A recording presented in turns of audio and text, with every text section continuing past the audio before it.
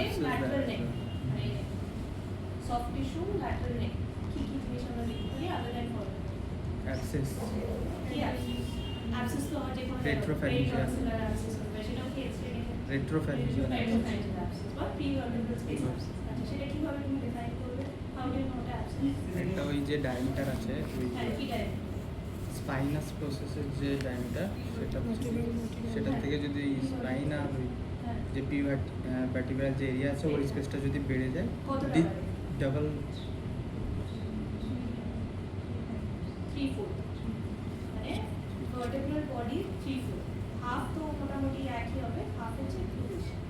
সেই এরিয়াটা যদি অতটা পাইপিং থাকে তাহলে pre-vertebral বা retropharyngeal, because pharynx এর পেছনে মানে vertebral সামনে abscess।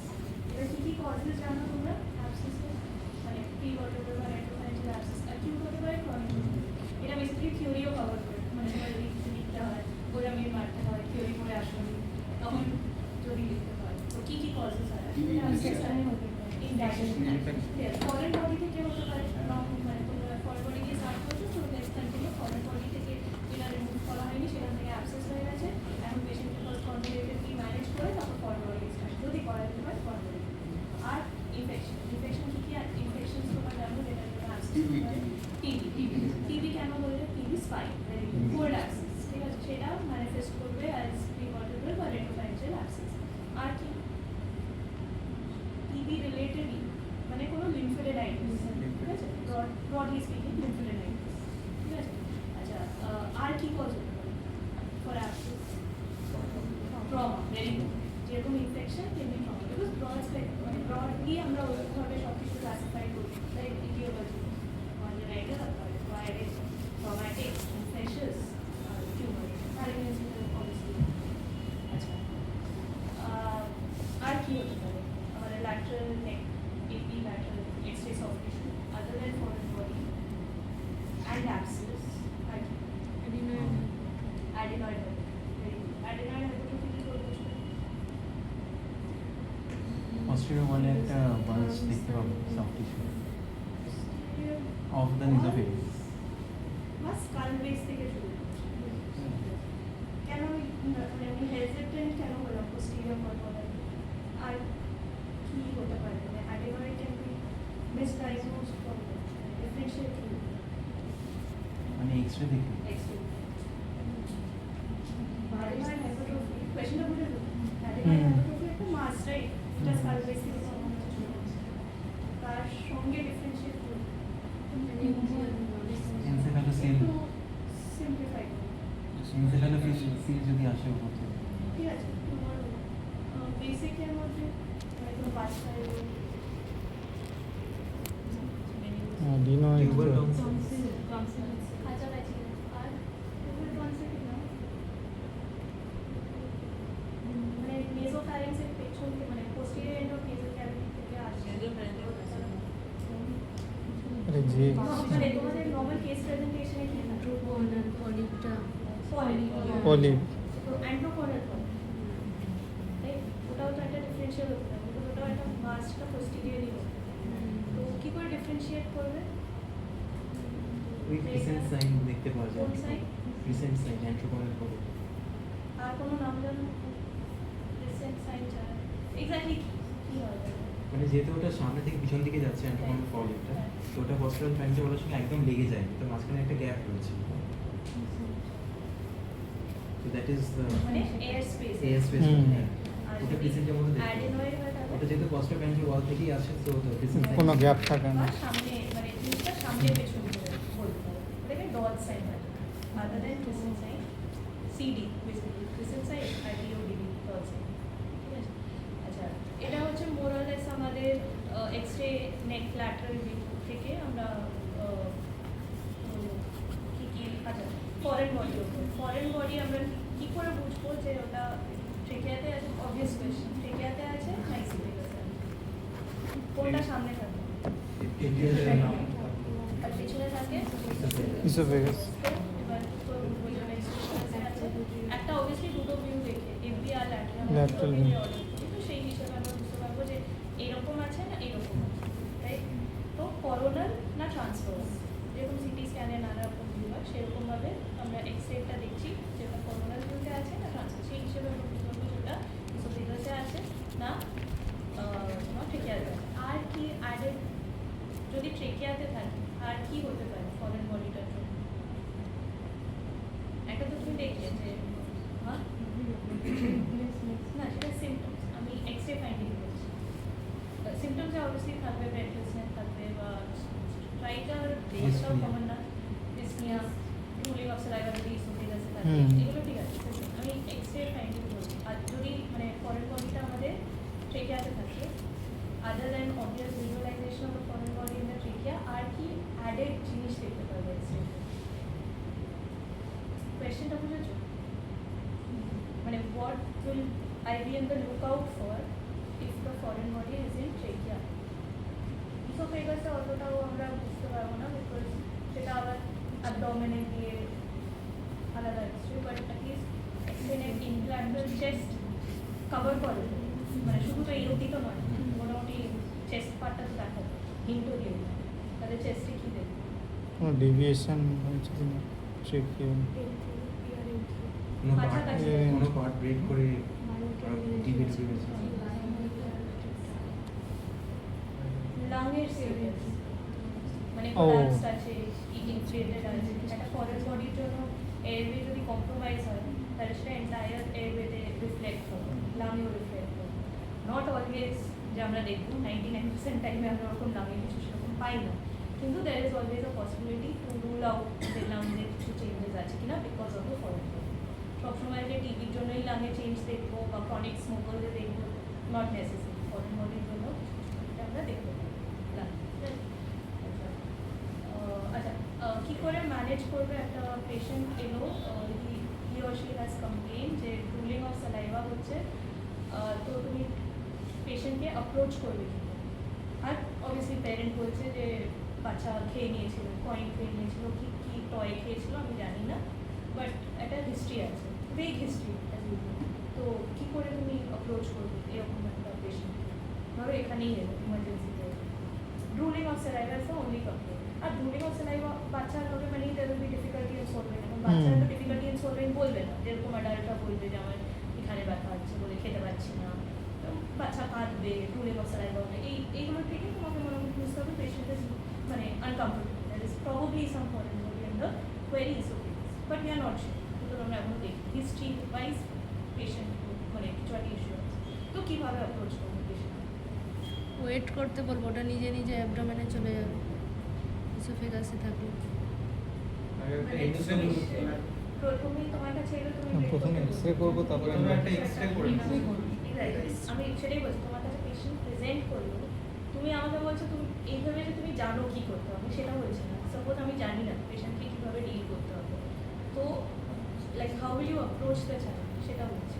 তো প্রথমে আমরা পেশেন্ট এক্সরে করে দেখবো, এক্সরে কী এক্সরে অর্ডার করবো, অ্যাডভাইস করবো অ্যাজ আ ডক্টর। একটা AP view আর একটা lateral view। ব্যাস, শুধু এক্সরে নেই, ল্যাটারাল, thorax abdomen সব করতে হবে। Because আমরা জানি না exactly কোথায় আটকে আছে। Just because বাচ্চার drooling হচ্ছে doesn't mean that esophagus এ আছে। হুম Esophagus এরও parts আছে। হুম সেটা তোমরা জানো, obviously cervical, thoracic, হুম তো প্রত্যেকটা পার্ট এর করতে হবে। তারপর সেই হিসেবে you take a call.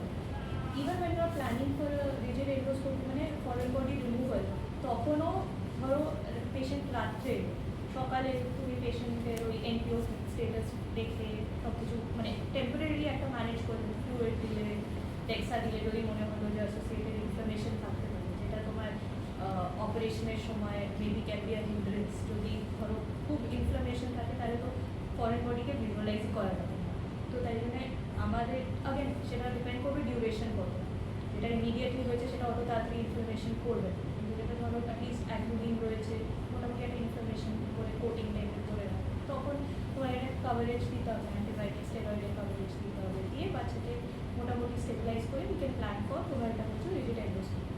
এবার রিজিড এন্ডোস্কোপি করার আগে আমার বক্তব্য হচ্ছে সকালে you are taking out the patient, it is very important you repeat the x-ray, because overnight সব মানে রাত্রি থেকে সকালেও ট্রানজিশন হতে পারে, বিকজ পেরিস্টলসিস হয়, বডি মেকানিজম আছে।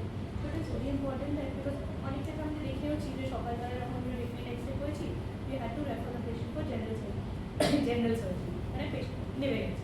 আবার জেনারেল সার্জারি করার দরকার না হতে পারে, যেরকম তুমি বললে যে আমরা অবজার্ভ করবো স্টুল প্যাসেজ এর মধ্যে অনেক সময় একটা জিনিসটা বেরিয়ে যায়, ডিপেন্ডিং ফরেন বডিটা, that is also very important, right? সব ফরেন বডি তো আমরা we can't just let observe, because সেটা থেকে আবার ডেঞ্জারাস কমপ্লিকেশনস হয়ে যেতে পারে, যেমন মিডিয়াস্টিনাম হতে পারে বা যারা তোমার ইসোফেজিয়াল রাপচার পারফোরেশন হয়ে যেতে পারে, তখন তো আরেক ঝামেলা। তো সেই সব জিনিসগুলো মনিটর করে we council the patient and the patient parents করে তারপর মোটামুটি এনপিও থাকবে পেশেন্ট।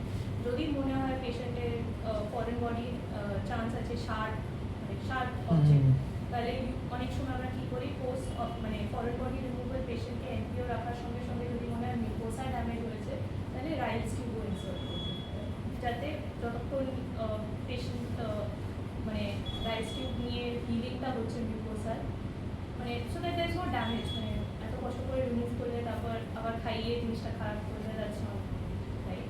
তো তাই জন্য অনেক সময় রাইলস টিউব দিয়ে দেওয়া হয় ডিপেন্ডিং ফরেন বডি। আচ্ছা, যদি এয়ারওয়েতে থাকে তাহলে কী করতে হবে? অবভিয়াসলি পেশেন্টকে নিয়ে আসবে, ব্রেথলেসনেস, ক্রাইং, বিজিং, বাচ্চাদের জন্য, সেই ক্ষেত্রে আমরা কী করি? মানে ট্রেকিয়াতে গেছে, instead of oesophagus the foreign body will be trachea. আচ্ছা, আমার কোয়েশ্চেন হচ্ছে, have you ever heard of tracheostomy করছি ফর ফরেন বডি? না করা হয়। হয় এখন জিনিসটা কনসেপ্টটা অতটা নেই, we don't do tracheostomy for foreign body, but that is also an indication, ঠিক আছে? স্পেশালি ছোটো বাচ্চাদের। বড়দের মোটামুটি আমরা ব্রঙ্কোস্কোপি ক্রিয়াতে করতে নর্মাল ব্রঙ্কোস্কোপি ট্রিট করা যায়, বাট ইফ নিডেড অনেক সময় ট্রেকিওস্টমি করে ফরেন বডি রিমুভ করা যায় সাইমultaneously, ঠিক আছে? এখন করা হয় অ্যাজ আই সে। মেন তাহলে যদি এক্সামে বলে ব্রঙ্কোস্কোপি বলবো। এটা জাস্ট তোমাদের জন্য কোয়েশ্চেন ছিল, বিকজ ট্রেকিওস্টমি মানেই তোমাদের মনে হবে কোনো ইনফেক্টিভ কজ বা কোনো টিউমার, মোস্ট ইম্পর্টেন্টলি, বা প্রলং ভেন্টিলেশন, নর্মাল ইন্ডিকেশনস যেগুলো তোমরা জানো ট্রেকিওস্টমি। আচ্ছা, হ্যাঁ, তো এক্সরে নেকে মোটামুটি এটাই কভার। নেক্সট তোমরা নোজ, ইয়ারটা লাস্টে আসছে, বিকজ ইয়ারটা খুব একটা মনে হয় না তোমাদের মনে আছে। তো নোজ আর পিএনএসে কী কী এক্সরে জানো? নোজ আর সাইনাসে কী কী এক্সরে, মানে কী কী ভিউজ জানো? একটা তো কর্ডওয়েল, ভিউ করা হয়, কমনলি কর্ডওয়েল করা হয়। না কর্ডওয়েল What is অন্য নামটা কি? What is অক্সিপিটো? অক্সিপিটো? মেন্টাল কি আমরা সাইনাস দেখতে পারি? ফ্রন্টালটা দেখা যায়, ম্যাক্সিলারি দেখা যায়,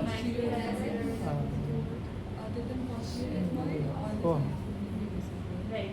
Ethmoidal How আর- do you differentiate sphenoid? Sphenoidও দেখা যায়, not তো very এখানে well, diamond but very good. Open mouth, close mouth. Close Open mouth. mouth is sphenoid sinusটা That- better appreciate করা যায়। আচ্ছা, ফ্রন্টালের জন্য অ্যাকচুয়ালি বেটার ভিউ করতে ফরওয়ার্ড।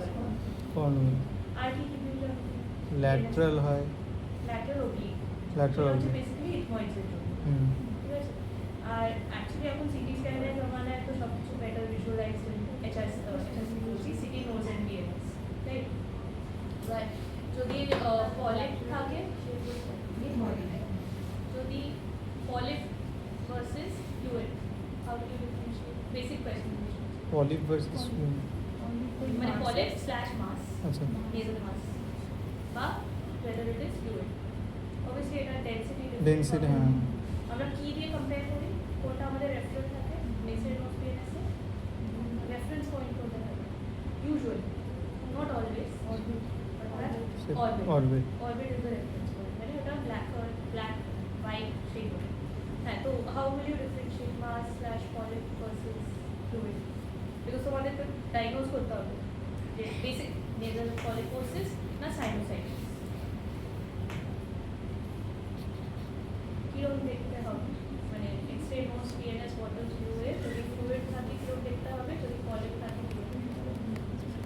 পলিপ থাকলে ওটা গ্লোবিউলার হবে, Globular। আর একটা স্টেম হয়ে থাকবে পেডিকেল স্টক থাকতে আমি হবে ক্লিনিক্যাল ও, এক্সামিনেশন আচ্ছা। রেডিওলজি রেডিওলুসেন দুটোই একই হবে। ওপেক হবে আর ফ্লুইড থাকলে তো ফ্লুইড যেরকম দেখতে এয়ার ফ্লুইড ইন্টারফেস একটা থাকতে পারে ফ্লুইড ইন্টারফেস করে তো মানে পলেপ তো মানে আমি বলছিলাম প্রথমেই যখন এক্সরে করছো পুরো একেবারে ভরে যাবে একটা ওখানে তো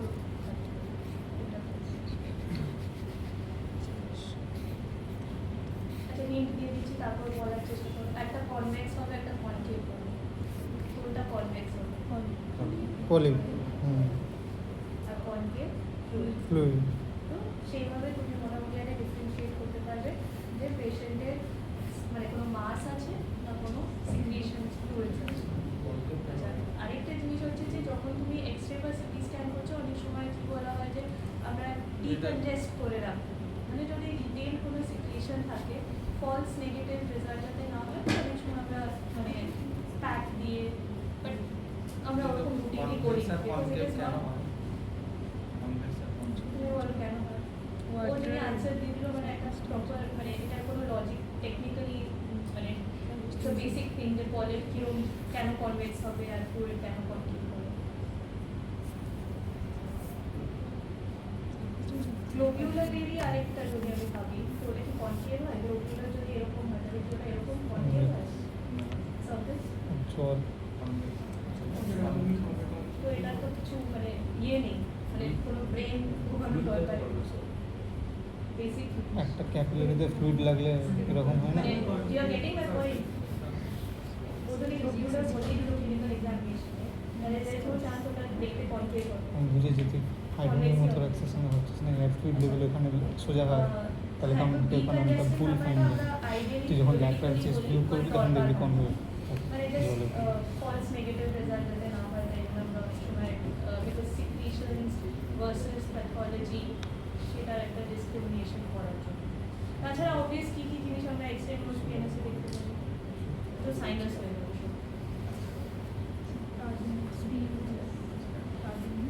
টার্বিনেটস দেখা যায় but অতটাও ভালো বোঝা যায় না ঠিক আছে টার্বিনেটস ডিএনএস বিকজ তোমাদের কেস ডিএনএস DNS, yes, তো ফার্স্ট সেপ্টমটাকে তোমাকে দেখতে হবে যে কোনো ডিভিয়েশন আছে কিনা কোনো কর্ডাল ডিসলোকেশন হবে মানে স্পার আছে কিনা বনি স্পার আছে কিনা এইসব জিনিসগুলো মোটামুটি এক্সরে থেকে আমরা বুঝতে পারি আচ্ছা এবার তোমরা নিশ্চয়ই এই জিনিসটা দেখেছো ফ্রন্টাল সাইনাস যেটা সেটা অসিমেট্রিক্যাল হয় যেটাকে আমরা স্ক্যালোপিং বলি রাইট তো সেটার লস কোন কন্ডিশনে মানে ওই অসিমেট্রিটা চলে যায় নেশন যেটা ইন্টারফ্রন্টাল সেপ্টাম একটা সেপ্টাম থাকে তো সেইটা লস হয়ে যায় বা স্ক্যালোপিং ব্যাপারটা ওরকম ওরকম জিনিসটা যেটা তোমরা দেখেছো ক্লাউডে ওটা থাকে না কোন কন্ডিশনে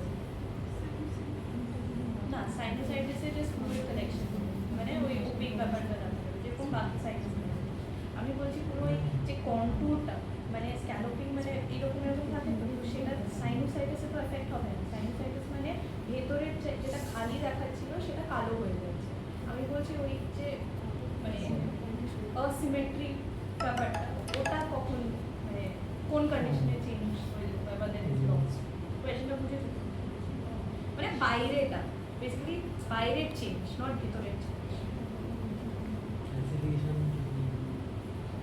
কাছাকাছি যাবে ও ক্যালসিফিকেশন মিউকোসিল করেছো ফ্রন্টাল মিউকোসিল মিউকোসিল মানে ক্রনিক মানে সাইনোসাইটিস হতে হতে যেটা আমরা দেখি ওই অস্টাইটিক চেঞ্জেস আর তাতে there is loss of scalp ঠিক আছে মিউকোসিল ফ্রন্টাল মিউকোসিল বিকজ ওটা সবচেয়ে কমন কমপ্লিকেশনস ফ্রন্টাল সাইনোসাইটিস আচ্ছা আমাদের প্যারেন্ট সাইনাস সেল কোনটা বা মেইন হ্যাঁ মেইন সাইনাস কোনটা আছে বিকজ ওটা লার্জেস্ট সাইনাস হ্যাঁ ইথময়েডাল হ্যাঁ because ethmoid is like the বাক অফ এভরিথিং ওটা থেকে সব কিছু ডেভেলপ করে ঠিক আছে এটা ফার্স্টে হ্যাঁ আর ইথময়েড কি একটাই আছে না না কটা আছে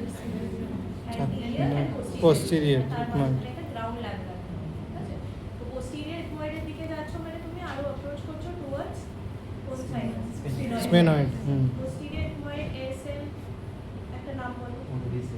হুম।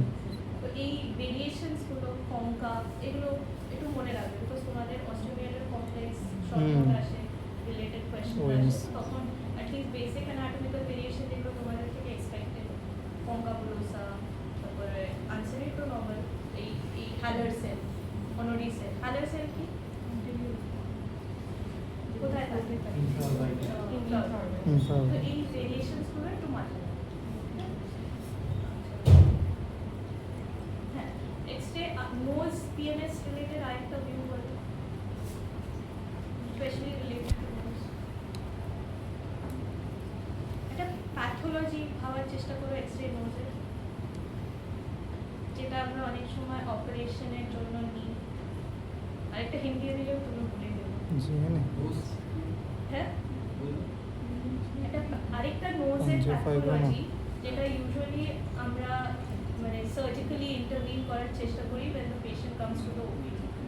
আরেকটা হিন্ট দিলে এক্ষুনি বলছি, JN. ট্রমা, আচ্ছা, ফ্র্যাকচার, নেজাল বোন fracture. তো সেটার জন্য আবার lateral view of the nose, যেরকম ল্যাটারাল ভিউ আমরা নেকে নিয়েছিলাম এপিল্যাটারাল, তুমি lateral view of the nose, সেটায় বেসিক্যালি আমরা কি বিষয় মানে ভিজুয়ালাইজ করার চেষ্টা করছি, নেজাল বোনটা, রাইট, ছোটো মতন একটা লেভেল, সেটা যদি কন্টিনিউয়েশনে থাকে তার মানে বাস একটুখানি একটা মানে এরকম টাইপের থাকে, তার মানে আনডিসপ্লেসড যদি থাকে, বেশি কিছু হাঁটাহাঁটি করার, যে কোনো ফ্র্যাকচার অর্থোপেডিকে তোমরা নিশ্চয়ই করেছো, আনডিসপ্লেসড হলে কিছু করার দরকার নেই, just close observation and monitoring, আর ট্রমা যাতে আরও ফার্দার ট্রমা না হয় সেগুলো ম্যানেজ করা, সিম্পটোম্যাটিক ট্রিটমেন্ট, সার্জারি দেখা। যদি কেস ওটা ডিসপ্লেস হয়ে যায় তাহলে আমাদেরকে ওটাকে পজিশনে নিয়ে আসতে হবে। তার জন্য আমরা কী কী ইনস্ট্রুমেন্টস ইউজ করি, ইনস্ট্রুমেন্টসের ক্লাস হয়ে গেছে, তাই জন্য আমাদের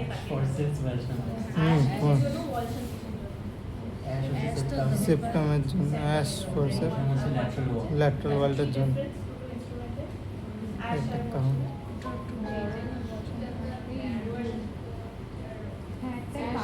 একটা কার্ভ আছে, অ্যাশের ব্লেডটা বড় আর কি, আর লম্বা। অ্যাশটা যথেষ্ট লম্বা ব্লেড, আর অ্যাশের মাঝখানে ফুটোটা একটু কম আর ব্লেডটা ছোট। অ্যাশে তো ইয়েটা কার্ভটা আছে না একটু, আরেকটা কেউ ডিফারেন্স বলতে চাই, মানে এটা ডিফারেন্স হলো না, এই একটা কি ছোট বড়, বাচ্চারা এরকম কথা বলে, তোমরা কেন বলছো? লেট রিলেটেডই, বাট একটু ভালো করে বলো। ব্লেডটা একটা হচ্ছে শুধু মানে প্রক্সিমালি থাকে, আরেকটা ফুল লেন্থে। এটা প্রক্সিমালি ফুল ওটা সিরিজার অ্যাটলিস্ট ওটার আনসার দিয়ে দাও, কোনটা সিমেট্রিক্যাল কোনটা অসিমেট্রিক্যাল। অ্যাশে কিছু সিমেট্রি, ম্যাশটা অ্যাসিমেট্রি, বয়সটা সিমেট্রি। আর যেটা বড় বেগ বয়সমের যে জায়গাটা লম্বা সেটা সবসময় বাইরে উইথ সাপোর্ট কেন, যাতে আলার নেক্রোসিস না হয়ে যায়, রাইট, বিকজ ব্লেডগুলো মোটামুটি একটু, আর আমাদের তো ফ্র্যাকচার রিডাকশন মানে একটু প্রেশার দিতে হবে, তো আবার বেশি প্রেশার দিলে এখানে ট্রমা ইউজ করবো, সেটা আমরা তাই জন্য কোনো একটা রিবন বল বা কিছু একটা সাপোর্ট দিয়ে যেই ব্লেডটা বাইরে মানে যেই ব্লেডটা লম্বা সেটা বাইরে মানে অন দ্য নেজেল। তো বেসিক যখন দুটো ইনস্ট্রুমেন্টের ডিফারেন্স করছো, সবসময় চেষ্টা করবে ইনস্ট্রুমেন্টসগুলো এক একটা না করে সাইড বাই সাইড করতে, আর স্পেশালি যে ইনস্ট্রুমেন্টগুলো একটু সিমিলার সেগুলো একসাথে, যেমন লাক্স আর টনসিল হোল্ডিং ফরসেপস, এগুলো পাশাপাশি রাখবে করে ডিফারেন্স মানে সেইভাবে ডিফারেন্সটা মাথায় রাখার চেষ্টা করি, that makes it faster and easy. আচ্ছা, তো তাহলে সেটা হলো আমার নেজাল বোন ফ্র্যাকচার রিডাকশন, যেটা হচ্ছে আরেকটা এক্সরে নোজের আমাদের এক্সরে। এবার আসছে আমাদের ফেভারিট এক্সরে ইয়ারে তোমরা কী কী ভিউ জানো, মোস্ট কমনলি কী কী ভিউ আমরা করি, বা আচ্ছা কী কী স্ট্রাকচার্স দেখি এক্সরে ইয়ারে, আরও সিম্পলিফাই করে দিলাম, এক্সরে ইয়ারে কী কী স্ট্রাকচার্স দেখি? মাস্টার, মাস্টার এয়ার সেলস, আর যে অনেক কিছু দেখি, আরো কয়েকটা বলো। কোনটা দেখবো? অ্যালিয়াস ইনকাস এক্সরেতে দেখবো, প্লিজ দেখিয়ে দাও, আমি খুব খুশি হব। এত পাওয়ার নেই এত এক্সরে, তাহলে সিটি স্ক্যান করা আমাদের দরকার। But ঠিক আছে, যদি দেখতে পাও আমাকে কোনো একটা এক্সরে দেখতে হবে। আর কি বেসিক গুলো বলো প্লিজ, হাইফাই কথা বলো না, বেসিক Extraordinary canal. এক্সরে মাস্টারজি, Extraordinary canal. এক্সট্রাঅর্ডিনারি ক্যানাল দেখবো। আর আর এক্সট্রাঅর্ডিনারি ক্যানালের সামনে কি থাকে? পেছনে মাস্টার বলে দিই, স্টেশন টেম্পল কাছাকাছি আছে, প্রাইভেট কোর্সের দেখা যাবে না। বাট আর কি যাবে সামনে, আর কি আছে? ম্যাক্সিলা,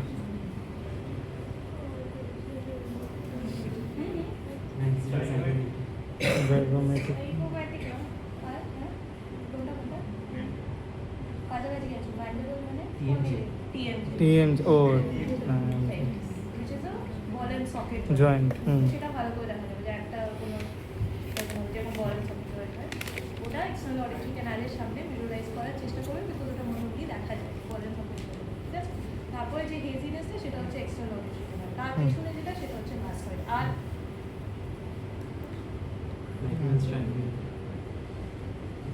ম্যাকুয়ান্স ট্যাঙ্গেল, টেম্পোরাল বোন। Temporal. এক্সরে দেখবে টেম্পোরাল বোনে কোন ল্যান্ডমার্ক, বিকজ তোমাদের ভাইভাতে ওরকমভাবেই জিজ্ঞেস করবে। ম্যাকুয়েন্স ট্রায়াঙ্গেল ড্রিল করছি, ঠিক আছে, তো আমাদের বাউন্ডারিজ কী হয়? ব্লাইন্ডলি তো করি না আমরা ড্রিল, কত অব্দি করি? হ্যাঁ, ওটাকে কি মানে কোন প্লেট করবে? আমরা বলি লো লাইন, অ্যান্টিরিয়রলি প্লেস। কি লো লাইন?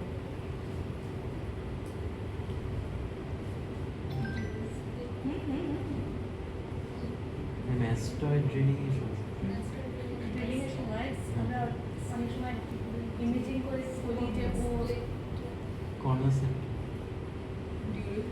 ডিউরাল ও, বেসিকটা dural. তাই কোথায় ডিউরাল চলে? এখন ওপরই আছি, একজন বলছে খুব হাইফাই লোক, তোমরা একটু বেসিকে থাকো। প্রথমে হচ্ছে ডিউরাল আর আর ডিউরাল প্লেট আর sinus plate. Sinus plate. Basic. Hmm তো তাতে যে অ্যাঙ্গেলটা ফর্ম হয় হুম। সেটাও তো প্রমিনেন্টলি দেখা যায় আমাদের এক্সরে মাস্টার। হুম এটা হচ্ছে সিটিলি line, সাইনোডিউরাল line.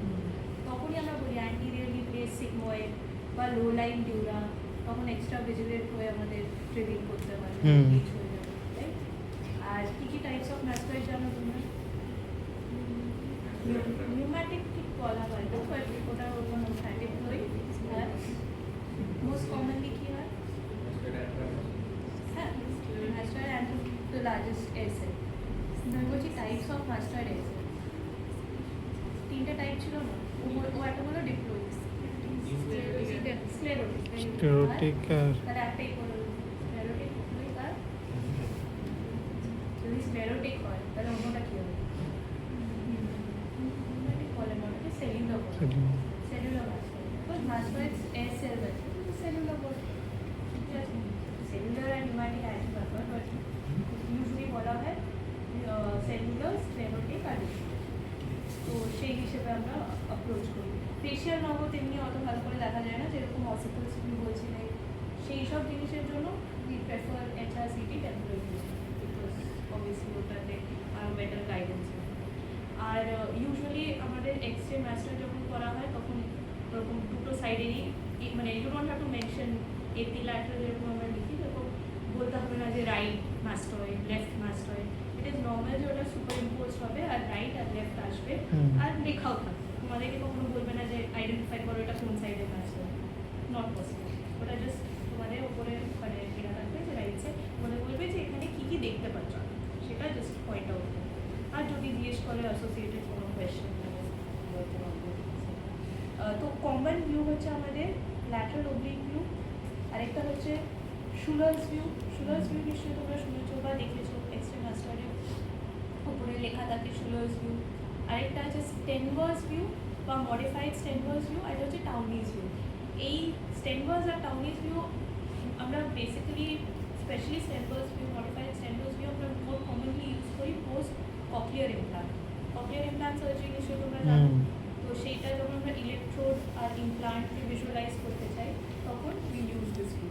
Otherwise usually CT scan, MRI ওগুলো ডেফিনেটেড, বাট এক্স-রে ভিউ যদি বলে তাহলে এইগুলো। এক্স-রে ইয়ারলি তো আর কিছু মনে হয় না। আচ্ছা,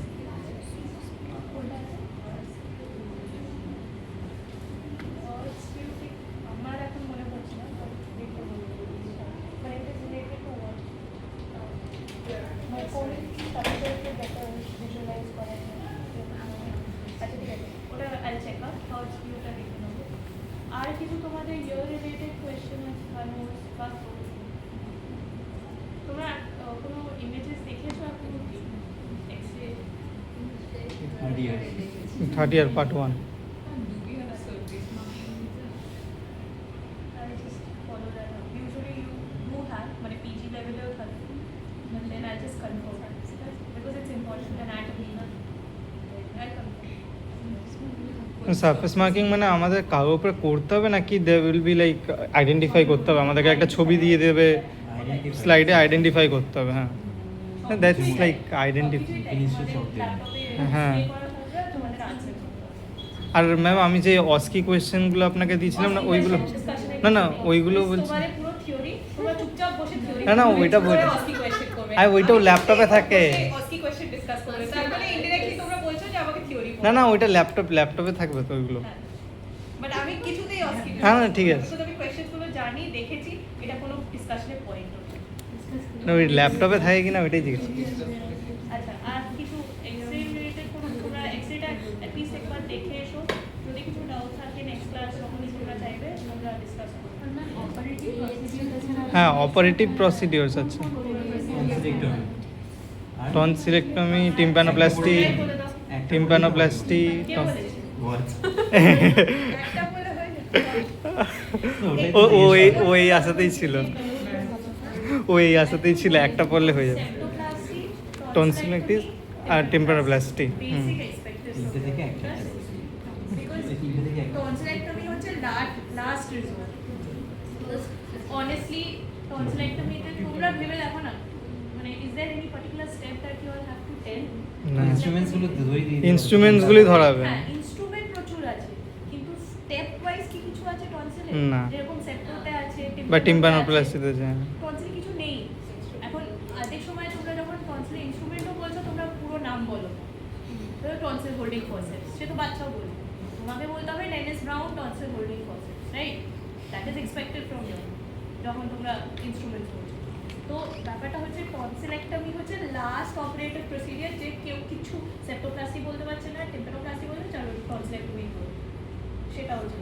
আর if you are very lucky তাহলে একদম প্রথম থেকেই তোমাকে হয়তো টনসিলেক্টমি দিয়ে স্টার্ট করবে, বা আই ডোন্ট নো, মানে এক্সামিনারের মাইন্ডে Longest tonsil করবে তো জি। মোস্টলি হ্যাঁ লং কেসে বেস্ট। হ্যাঁ, তাও আমরা টনসিলেক্টমি স্টেপস প্রেফার করি না, মানে উই আস্ক অ্যাসোসিয়েটেড কোয়েশ্চেন, ধরো স্টেজেস কি, মানে টনসিলাইটিস স্টেজেস কি, কজেস কি, বা পোস্ট অফ কমপ্লিকেশনস কি, মানে টনসিলেক্টমি কমপ্লিকেশনস কি, ইন্ট্রা অফ কমপ্লিকেশনস কি, ম্যানেজ কি করবে, সেইগুলো জিজ্ঞেস করবে।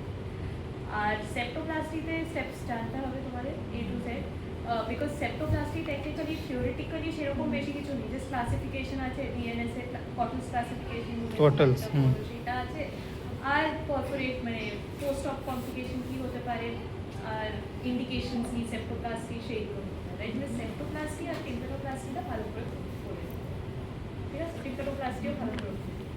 ম্যাম অস্কি, ইনস্ট্রুমেন্টস, সারফেস মার্কিং আর এক্সরে ইমেজিং, এইগুলো ছাড়া আর আমাদের সেরকম প্র্যাকটিক গ্র্যান্ড ভাইভা আছে আর একটা, আর এগুলো ছাড়া আর কিছু আছে কি সেরকম আমাদের প্র্যাকটিক্যাল? আর তোমাদের অনেক সময় হ্যাঁ, সেটা long case আর short case। ইনস্ট্রুমেন্টস আর অপারেটর স্টেপস ক্লাব করে দিতে পারে, মানে আচ্ছা। অস্কিতে দিয়ে দিল একটা ইনস্ট্রুমেন্ট করে, বললো কোন প্রসিডিওরে ইউজ করা হয় বা কোন স্টেপে ইউজ করা হয়, তো ইনডিরেক্টলি তোমাকে দুটোই জিজ্ঞেস করবে, মানে কোয়েশ্চেনটা বুঝলে তো? ইনস্ট্রুমেন্ট দিয়ে অপারেটিভে ঢুকে যায়।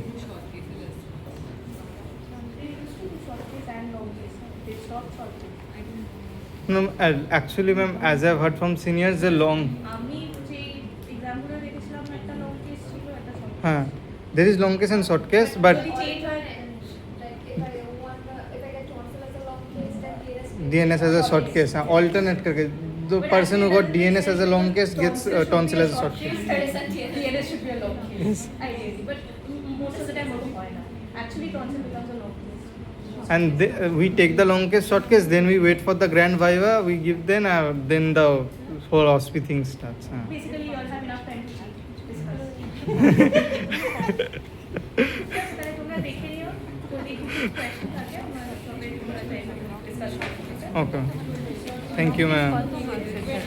কি জানি 40 হবে